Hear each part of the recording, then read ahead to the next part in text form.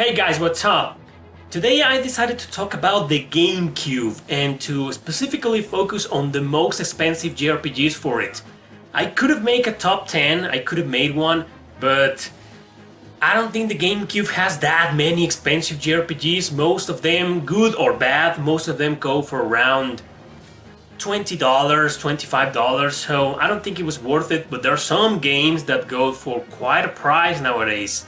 And also a top 10 I think it would be, since prices are always changing, I thought it was gonna be outdated in maybe a year, maybe in 2 years, maybe less.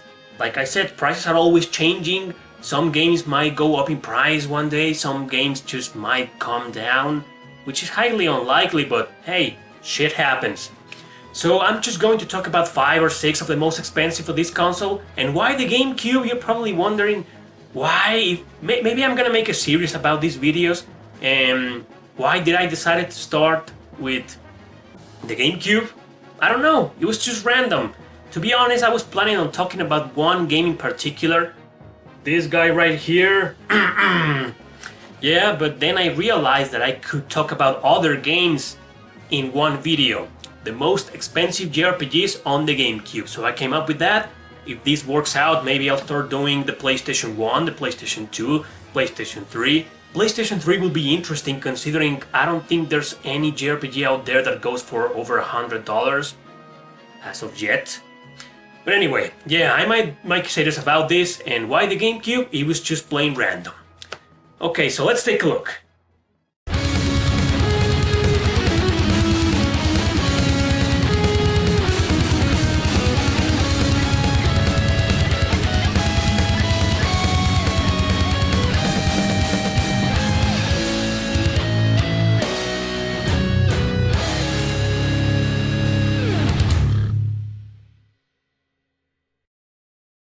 First, I want to start with a little controversy, and that is Paper Mario. Yeah, you're probably wondering, Paper Mario, really? That's a game that goes for around $25, $30. According to price charting, it goes for $39 right now. But I've seen this game for around between $20 and $30. So it's a relatively cheap game still. And the controversy is, well, guess what? The PAL version, the European version, goes for around $80! What the hell? Yeah, you guys have probably, if you guys are living in Europe, you have probably seen this go for less or maybe more. I don't know, but price charting says it goes for around $82. What the hell? I can't believe this. But anyway, Paper Mario is very cheap here and very expensive over there. Now let's move on to Pokemon XD Gale of Darkness. I remember this game was being sold in a bundle with the GameCube that was a special edition, which I currently own right now. Even though I'm not a fan of Pokemon, but I owned both things, the game and the console itself. And I gotta say that this game surprises me because I remember when this game was for $15 or $20, and it currently has double its price. It goes for around $40, maybe $30. I'm pretty sure I've seen it for $30. Hell, I'm selling mine for even less. Mine for even less than $30. So it is also a controversy, as a matter of fact, just like with Paper Mario, and it's the same situation. The PAL version, $73 according to price charting. I can't believe this. A Pokemon game going over there for over $70? That's insane. So those are the two controversies that in here Paper Mario and Pokemon XD go for around a reasonable price still, but in Europe, oh my god. Let's move on. Let's start with Skies of Arcadia. Skies of Arcadia, both in Europe and North America, goes for around $80. Maybe $70 here, maybe $80-something in Europe. I'm pretty sure the PAL version is more expensive, but with a difference of $10 or maybe $20. And Skies of Arcadia is in my opinion, one of the holy grails. I mean, I know there can only be one holy grail, but if there were, I don't know, several holy grails, Skies of Arcadia could be very well one of them. And I too remember around 5 or 6 years ago, this game wasn't that expensive. I remember I got this game for like $30, I believe, or even less. It was 20 something, and I had to resell it. That's another story. The thing is that I can't believe a game like this has been going up in price. Maybe it's the better version, I don't know. I played both versions, the GameCube and the Dreamcast one. I was okay with both versions, but since I'm not a fan of the game, I currently own none. And I never got past, I don't know, 5 or 6 hours of the game. So Skies of Arcadia, all I know is that it's a really expensive game nowadays, especially the GameCube version, which is pretty rare to find for less than $50, I believe. I've seen it go for less than 50, but it on very, very rare occasions. Skies of Arcadia right now, it goes for around $70 in America and 80 something in Europe. Let's move on with Fire Emblem Path of Radiance. In my opinion, this is the holy grail of JRPGs in the GameCube, and I will explain later why. We've still got 2 more games to go, but I'll explain later. The thing is that this game goes for over $100 nowadays. Over 100, according to price starting, 104, 103, $104. But you know what? I searched on eBay today, and I searched on Facebook groups and other websites, and none of them costs for $104. No way. Those are like 120 at least.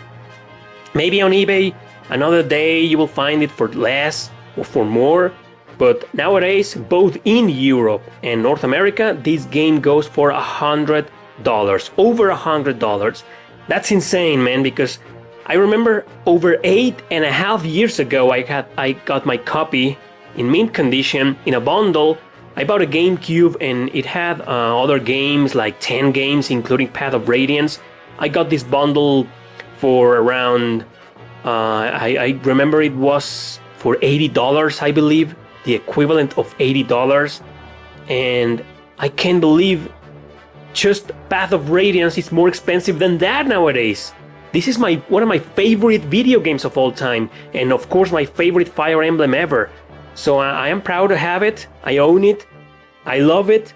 I just can't believe it's, in my opinion, the holy grail of JRPGs for the GameCube. Okay, so next is Phantasy Star Online 1 and 2 Plus. Oh yeah, Plus. It's gotta be the Plus version, the blue version, because the other version, Phantasy Star Online Episode 1 and 2 for the GameCube, which is the white version, it goes for around $40.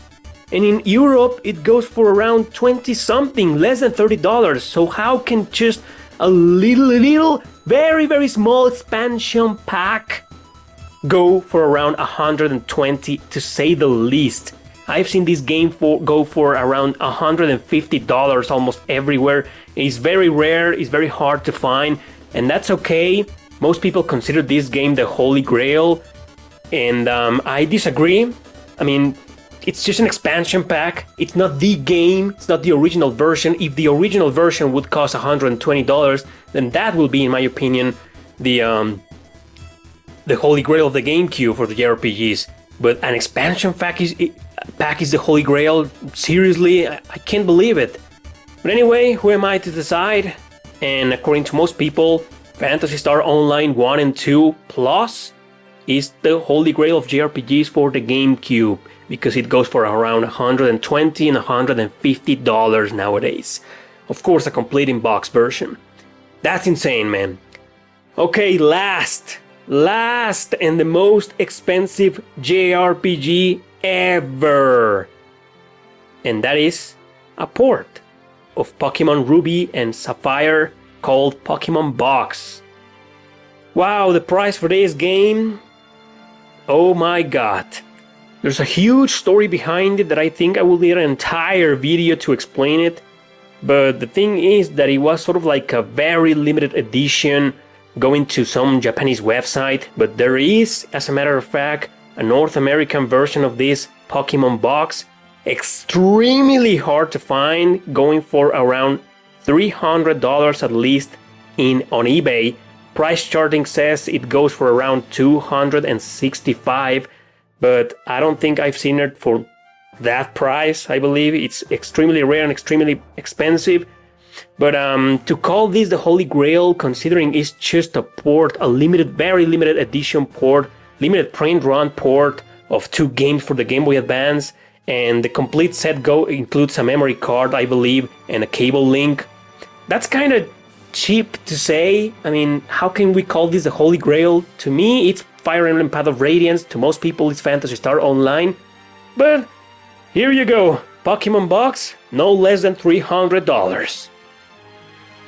So that's it, guys, that's it.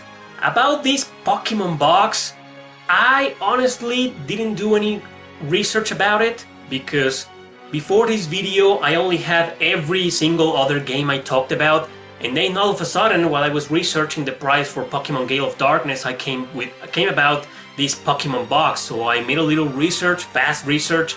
So forgive me if I'm wrong, but if you guys could share more information about that game, that bundle, would be greatly appreciated.